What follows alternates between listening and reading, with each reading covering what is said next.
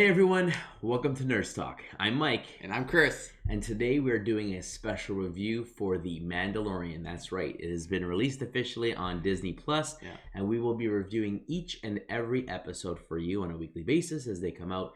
But they are going to be completely spoiler filled, so if you have not watched the show, don't watch this yet. Yes. Come if on. you don't have Disney Plus, I recommend you get it. We're going to go through the details of what we saw, speculation, how this may or may not connect to Rise of Skywalker and movies and shows going forward. So with that, let's jump right in there. So Mandalorian Episode 1. Well, let's start. So Disney Plus, 10 million subscribers, they announced. Yeah. That's unreal. That's why I was a little slow in the morning. Yeah, we had some issues on launch day with it not shutting, basically being shut down. Yeah. Taken down from the amount of people trying to watch the shows and stuff like that. Definitely.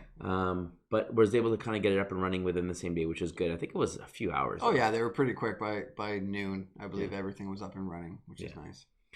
So, I don't know about you. I've checked out a bunch of different shows, but I think we're just going to focus on Mandalorian. Yes. All right. So, The Mandalorian. So, Episode 1. If we're going to kind of keep the kind of similar review process overall, did you enjoy the episode? I did very much. I mean, I had high expectations for it as well, and it did not disappoint. I found that it wasn't too slow and it wasn't too fast. It kind of sprinkled enough around to keep you very interested, and I enjoyed it for sure. I did very much so as well. Definitely set the tone. The intro in itself was really cool.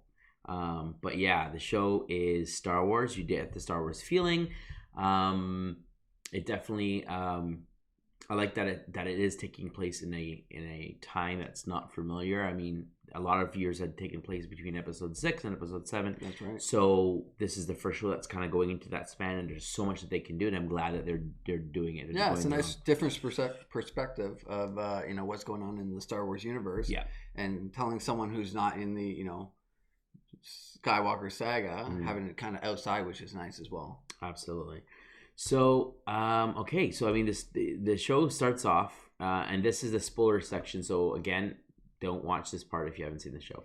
So, we start the show, and it gets this montage, these faces, masks, helmets, whatever you want to call it, of a bunch of different characters. It reminded me of like that Marvel intro that they started to do with a whole bunch of different collages and pictures of different characters, and it's just like different, Vader, 3PO, R2, Stormtroopers. We got Kylo Ren. We got stuff from the new movies. We got stuff from the prequel trilogy. We got stuff from the main trilogy. Just different faces and characters, and I thought that was really cool. Kind of showing this is kind of everywhere. Everything's inclusive. Star Wars. Yeah. Nice little intro, and then you got this kind of rainbow holographic effect around the word Star Wars, which looked to be like one word, like it was all connected, which was different, but it was cool. It was, again, kind of standing on its own. And then it just starts. Yeah. Like, there was no intro, no prologue. This is a movie. I liked it. I liked it too. Yeah. Get right into it. We kind of show a behind the back or kind of over the shoulder of the Mandalorian. He's got this tracker, and he's kind of off to start this series in the show he's on the hunt for his bounty. Yeah. So it's pretty cool. He's on this snowy, icy planet. He kind of makes his way. The beeper kind of goes off, and it's towards some area. So we kind of cut scene to a bar, where there is some new species of alien, some blue-faced kind of fish-looking alien that is being harassed by a couple of goons in the bar. All of them speaking a different language, so it's got subtitles going on. And they're basically talking about like cutting out his glands and making money off of it and selling it. Kind of the black market kind of industry. Absolutely. Yeah. And so he's trying to pay them off. And then lo and behold, before they can actually gut him, door swings open and Mandalorian kind of arrives. Yeah. Very Western-like, right? Definitely. Walks in, doesn't say a word. Kind of strolls up to the bar, and one of the guys gets upset. He's like, "Hey, you spilled my drink. Yeah. Are you listening to me?" Calling him out. Just straight face ignores him. Doesn't acknowledge anything. Very reminiscent of like Boba Fett, like just calm, cool, collected, mysterious. Yeah. You know what I mean? So they kind of go over to him. They let the guy go. They're kind of poking fun at him, talking about his armor, asking if it's real? true. Yeah. What's it called? Bizarre Steel, I think is the name of it. And so. So the bartender translates to him what they're saying, not, as if he doesn't know what they're saying. Gives him a drink, and then he just takes 3 of them down. One of them tries to escape, and an awesome scene of just grabbing the guy with his grappling hook. And just pulls him, and then the guy tries to shoot him. Gets him in the shoulder. Yep, so he pulls out his gun, shoots the door comes down and just cuts him in 2. It's amazing. Yeah. Absolutely amazing. It's quite the beginning scene of the show. Everyone in the bar was all like, don't mess with this guy, but kind of interested who this guy was. And, he's definitely like calm, cool, collected. You don't want to mess with him. He's deadly. He's very, very cool. So the guy's like, the guy who he inadvertently saved is like, oh, thank you so much, for saving my life. And so Mandalorian kind of drops his bounty puck. Yeah. Has a holographic picture of him. Basically, his bounty is this guy. Yeah. And so he offers to pay him. And she's like, we can do this 2 ways. You can either come with me warm or come with me cold. That's right. As if, it kind of goes for his gun. Goes for the gun. Like, you're going to come alive, you're going to die. You just saw what I did. Yeah. Make a smart choice kind of thing. Yeah. So he comes out handcuffed, and they're walking towards what looks like a taxi service, if you will. Yeah. This species of alien was actually shown in episode 4. He was the one who ratted out to the Empire that Han Solo and Obi-Wan and the droids and stuff were there, and what hangar they were at, so that they could come after them. So that same creature or species is there. And so he's calling for, I guess, a taxi for them, an Uber, if you will, space Uber. One pulls up, this nice, beautiful, golden, brand new, it's a land speeder piloted by like a yellow R2 unit. And Mandalorian says, nope, no droids. No droids. He doesn't like them. Nope. Makes it very, very clear. So he sends it away, and some old, rusty, old, beat up speeder comes with piloted by a human, other person driver. Yeah. And they get in and kind of head off towards a ship. At which point, as they're heading down, they get to the ship. The capture guy, the bounty guy, basically says, I'll pay. Let's. He's unimpressed with the guy's ship, with the bounty hunter ship. So he says, let's pay for a better ship to come pick me up. And of course, the Mandalorian's silent. The taxi driver's like, hey, let's settle up. I gotta get off. Yeah, we gotta get going. And he's like, I advise that you don't stay on the ice for too long. He takes off.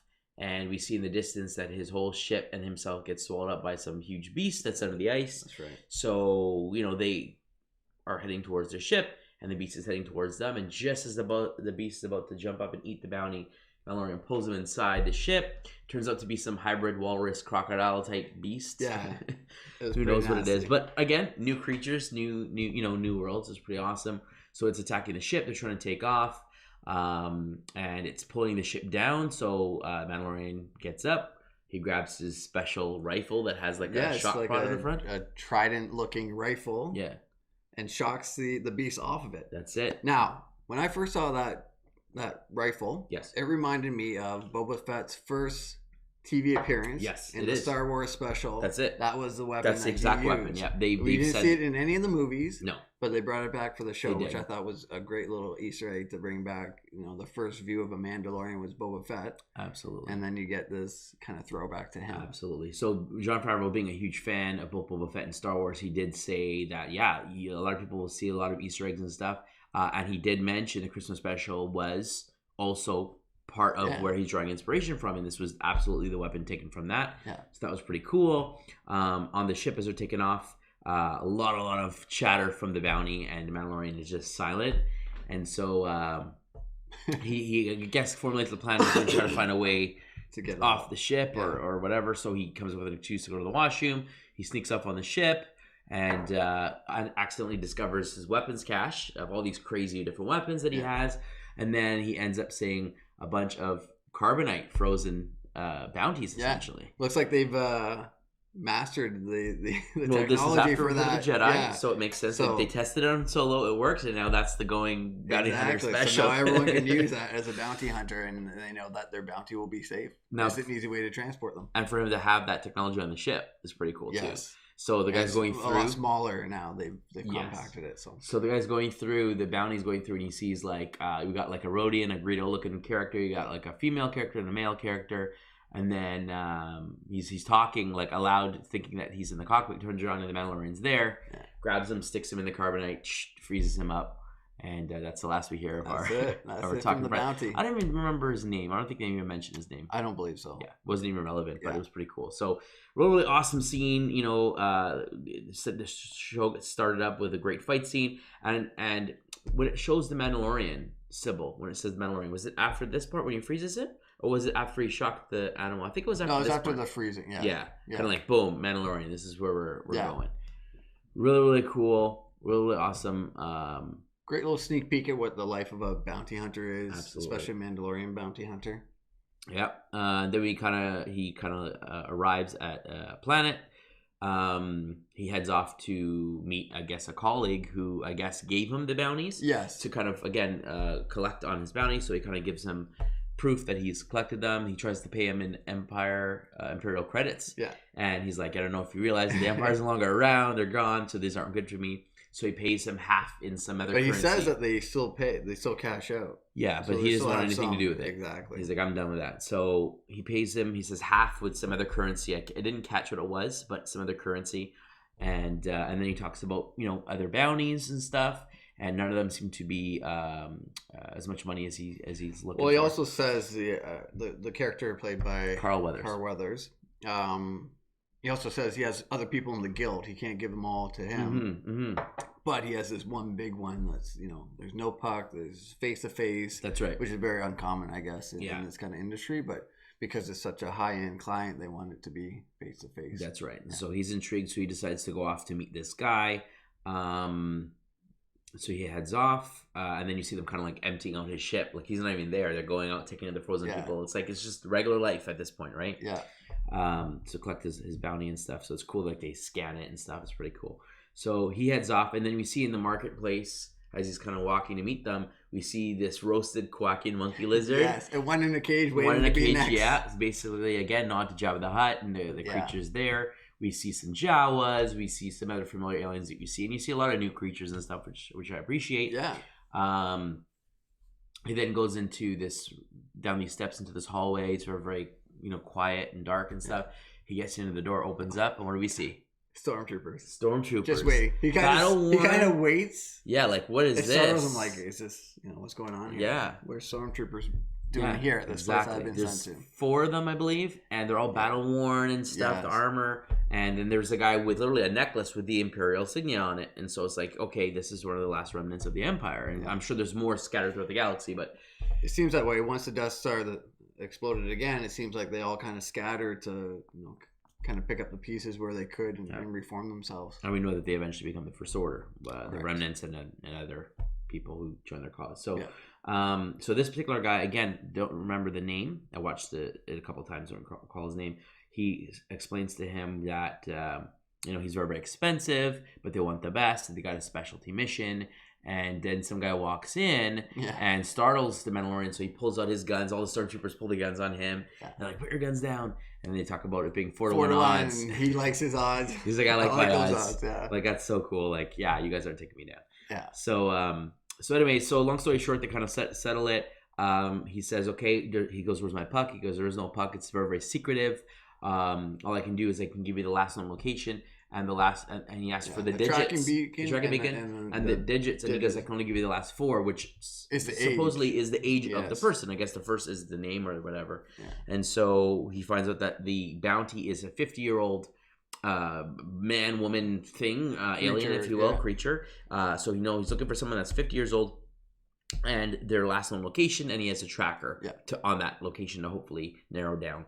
So he is basically, and the guy pays him half now with an actual bar of Beskar steel. That's right. This rare steel that's supposedly one of the strongest in the galaxy, that is traditional for the Mandalorians that they use to make their armor out of. Yeah. And so he says it's fitting for it to come back in the hands of the Mandalorian, and that he has a huge cache. That's right. When he comes back, he has a huge cache waiting for him in the container.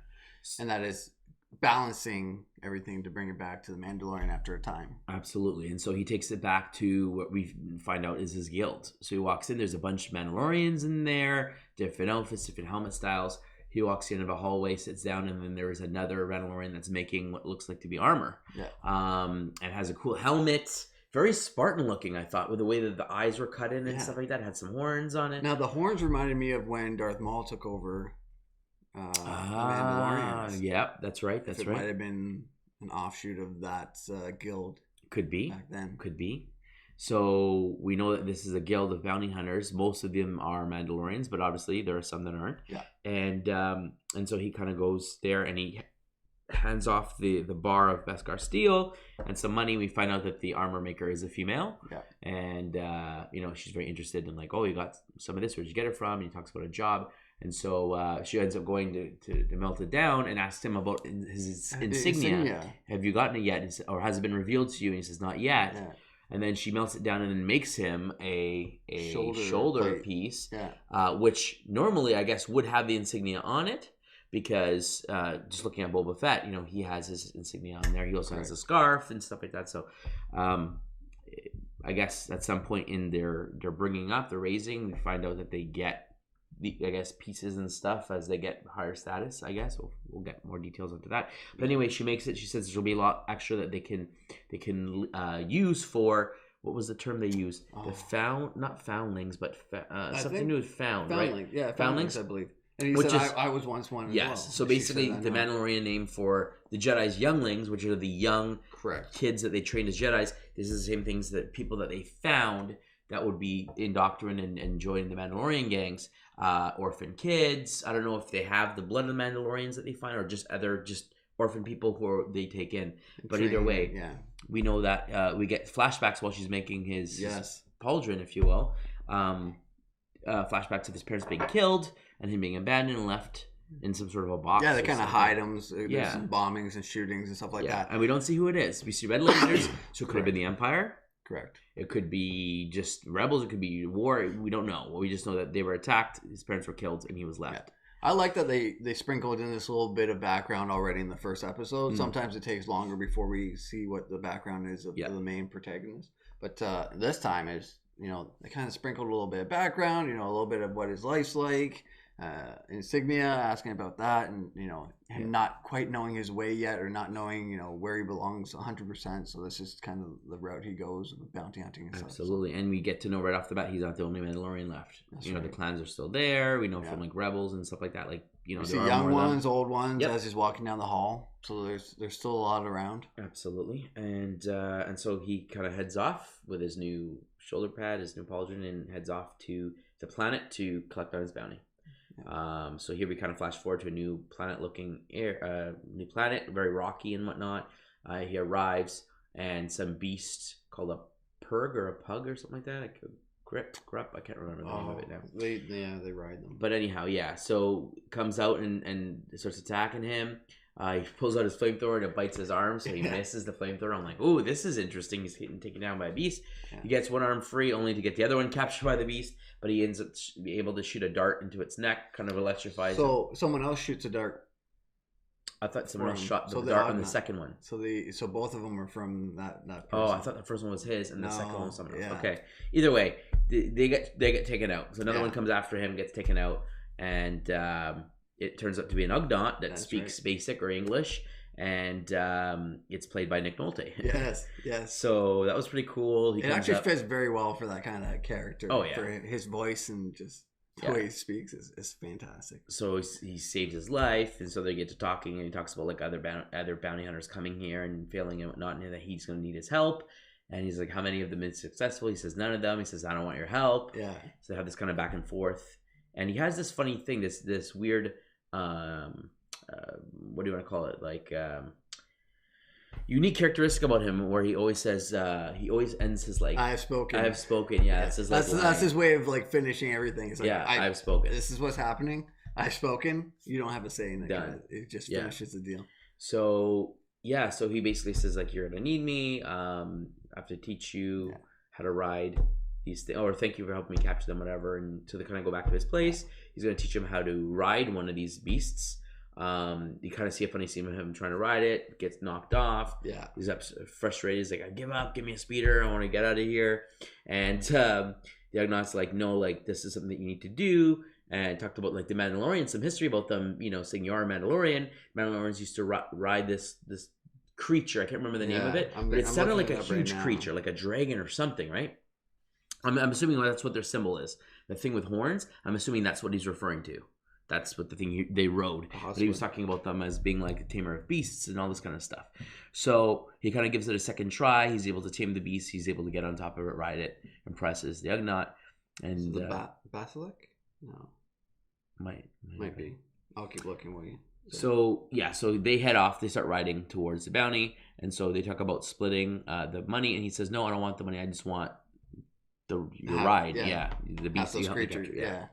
So they head off. They have a last conversation about like, there's the area where your bounty is. It's heavily fortified. Good luck. He kind of says a couple things about him. Being Mandalorian and hoping that he's gonna win. Do it quickly and do it. Yeah. Yeah, and to get off the planet, because a lot of the boundaries are causing a big stirring and it's causing issues and whatever. So, so he takes off, and that's the last we see of him. And so we get our Mandalorian basically scoping out this mission that's heavily fortified. It looks like a big, like a Western kind of hideout. Yeah, but it's pretty big. It's like bigger than a bar. It's like you think of it like a mansion or something. This big plantation, if you will, out in the middle of nowhere. And he doesn't have the antenna thing that Boba Fett has. That's right. So he has to pull up this little telescope type thing, and he's looking through and scoping out the area. And then, sure enough, he sees a droid walk up. IG-11 shows up, also apparently on this bounty. And citing all the laws and saying give up, demands his bounty, and so they all start to fight him, and he just goes and starts taking everyone out. Impressive. Spinning around, his eyes spinning around so he can see, and he's able to aim and shoot and spin around and just pinpoint accuracy. Really cool. Very cool. What you'd expect from like an assassin droid, because it's so accurate, like it's able to calculate and compute and everything, and awesome, very deadly. I can imagine IG-88 how deadly he was. So this is, obviously a different model of the same unit. So very, very cool. Had the double bandoliers and stuff. Really cool. Really awesome design. And so Mandalorian makes some comments about droids. I hate droids. Yeah. There goes the element of surprise, everything. So comes down, jumps up and says, "Hey, I'm here." Gets shot by IG-11, but actually gets hit somewhere near his new shoulder protection. And I said, "No, I'm in the guild. And so, IG-11 goes off to say, like, "No, this is my bounty. I was here first." He says, "Well, the fact that you're empty-handed says otherwise." He says, "How about we split the bounty?" He says, "Okay. This is acceptable." Yeah, this is acceptable by me. Very cool speech. This droid is kind of like the comedy. Typical. They used a lot of droids in Star Wars for the comedy relief and the dry humor, and like they don't get, sarcasm and stuff like that. So they use that to their advantage.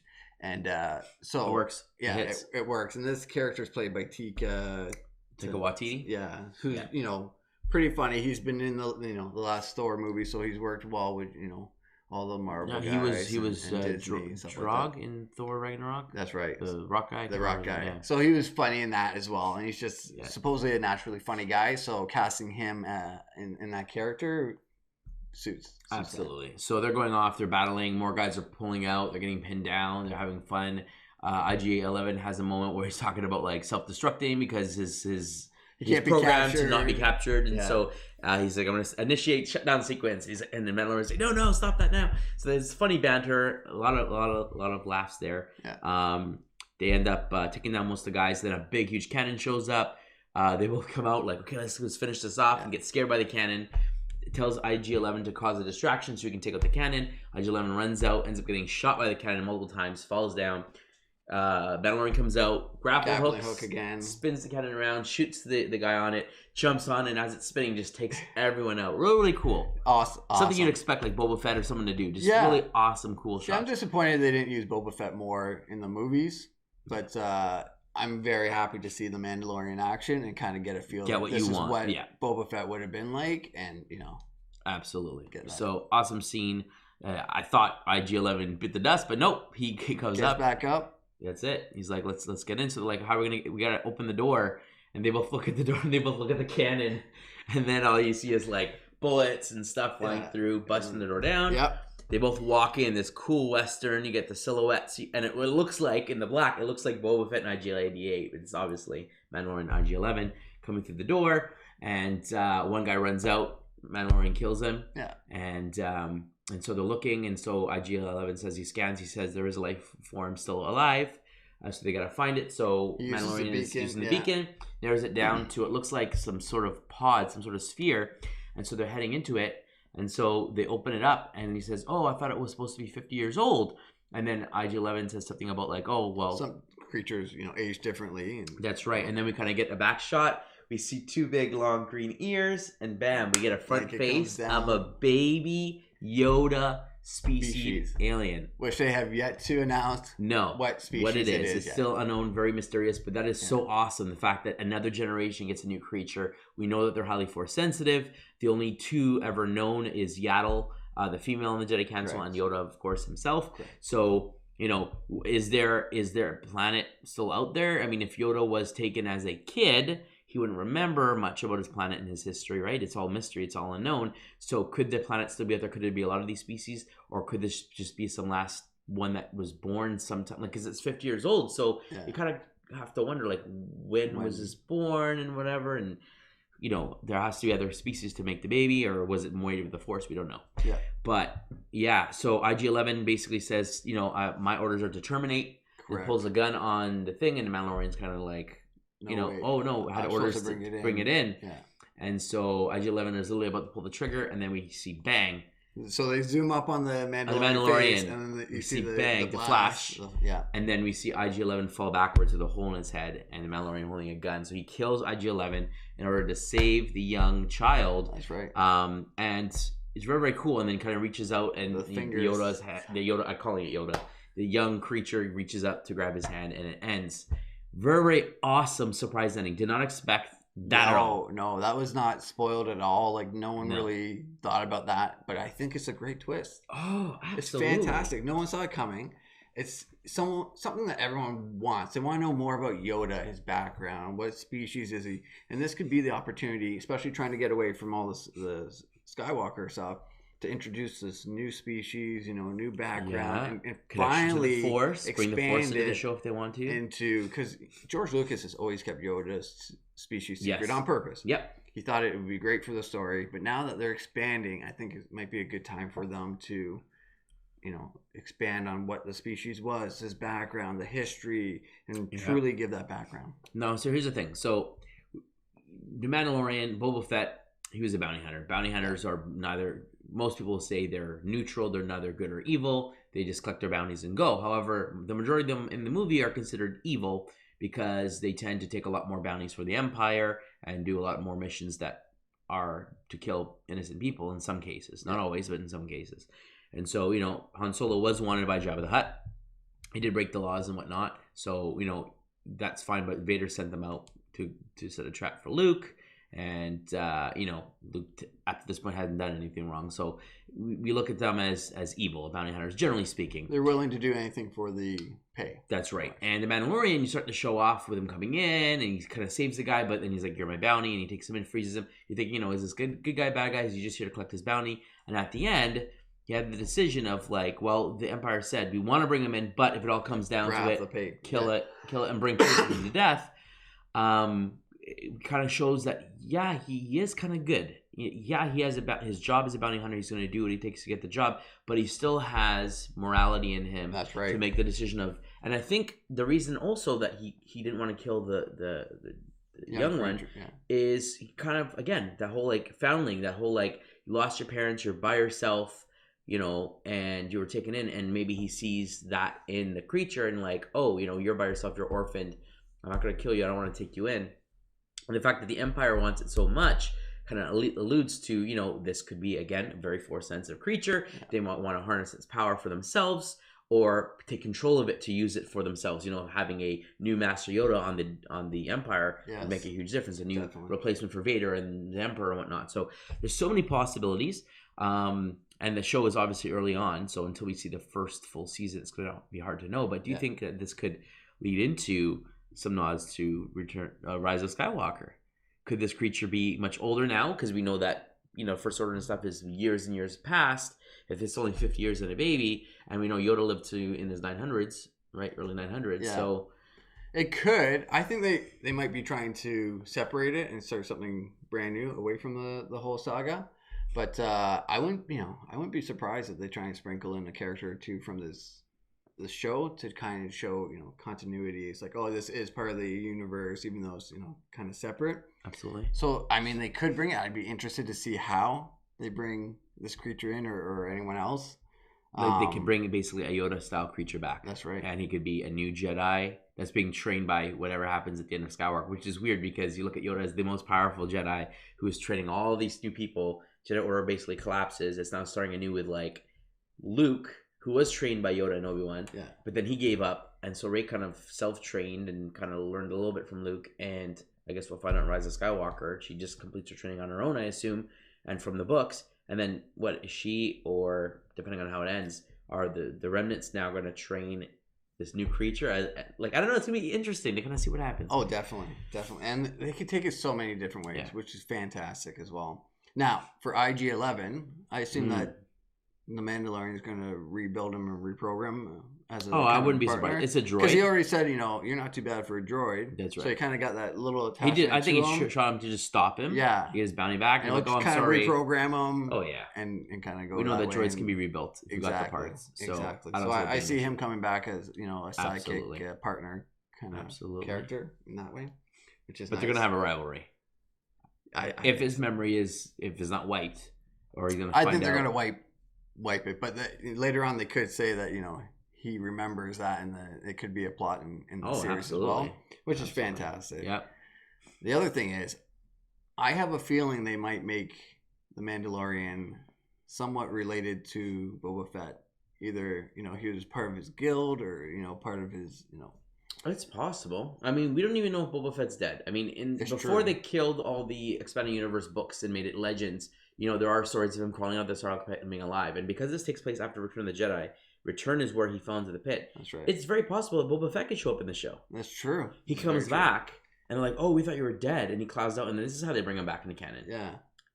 Just very possible. With his, you know, with the Trident rifle being a part of it. Yeah. It could just be a nod to, you know, the Christmas special. But, you know, it could be something that was handed down to him from Boba Fett way back when and stuff like that. There's a lot of Mandalorians walking around in this guild, so it's very possible that he could show up if they choose to do so. And I really hope that they look at the other bounty hunters in Empire, you know, Bosk or Dengar or any of these other characters they can bring in the show. Why not? It looked like Bosk might have been in the bar. There was a Trandoshan in the bar for sure, but based on the look of Bosk, it wasn't Bosk. I mean, he has a very unique set of clothes as a bounty hunter, but otherwise, it was a Trandoshan, and we saw some other alien nods throughout the different scenes, like we said Jawas earlier. We saw the Quarren, which is the one that got cut in half. We saw some other stuff, but I like that they're going, you know, they're again Easter eggs, keeping nods to what was existing, but also adding new, which is important. The new stuff is what's going to propel this going forward. The mystery of, like, don't know what's going to happen to these characters if they're not trying to tie it in, which clearly they're not. Because there's such a big history, they can end the show and still be like 50 years, 100 years before First Order. That's right. So it's not going to affect canon or the timeline anyway. So that's really cool. So I'm really excited to see where this goes. And any characters that they introduce can be spun off. Creatures like this creature can be spun off into any sort of thing, because we know it has the ability to live up to at least 900 years. Yeah. That spends a lot of time that it can pop up anywhere. Exactly. TV shows, cartoons, whatever. Yeah, it was just fantastic. I really loved all the little things that they did in this first episode. Yes. I cannot wait for the second one. I hope they bring more clans in from the Mandalorian, different Mandalorian clans, maybe some other characters that we've met in the past, things like that.